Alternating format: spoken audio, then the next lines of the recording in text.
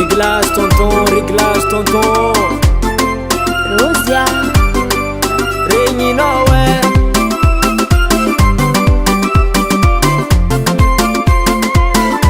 sainao nitondra viavinako tamintragnotsika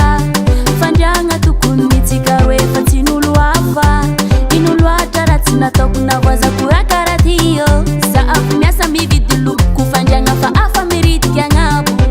aravady tsy anao le nagnano ny tegna marary fa tragnotsika voazimbazimba tsy anao le nitiky ny tagnabo fa vola nivangako lafo fandriagna anao ko agnano tsy voatagnako fa tsy tokony tambony fandriagnatsika roe ko tambadimadiky vita mora zio tsy fitsapagna fa tegna izy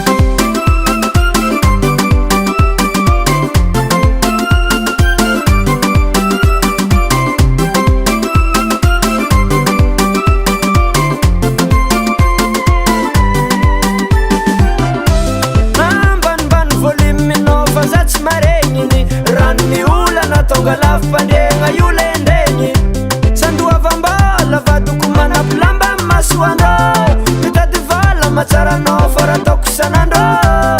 gobena mafe mamely isanandro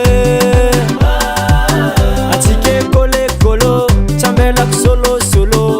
ataoko alô ze te mamiako 60 kilo lafo fandriagna io ko tsy tianao sasagny tsy magnino zandray boaka ronday vangy tsy za tsy mety anarigny fa zegny tegna tsy marigny ze tsy manjaramboarigny fa za managna ny rariny komprafanao zegny tsy ataoko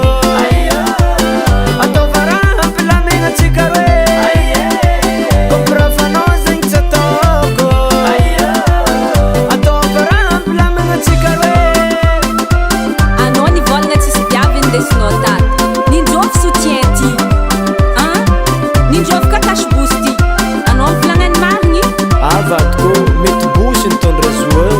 so mety nolo avambadiko enao boka bosy zegny ty raha malagny enao maro koa bosy mirerimitsika ke baka ze tsy zegny vadiko anao ko agnano tsy voatagnako fa tsy tokony tambony fandriagnatsika roe ko tambadimadiky vita mora zio tsy fitsapagna fa tegna izy komprafanao zegny tsy ataoko ataova raha ampilamignatsika roe komprafanao zegny tsy ataoko ataova raha ampilamignatsika roe Dada du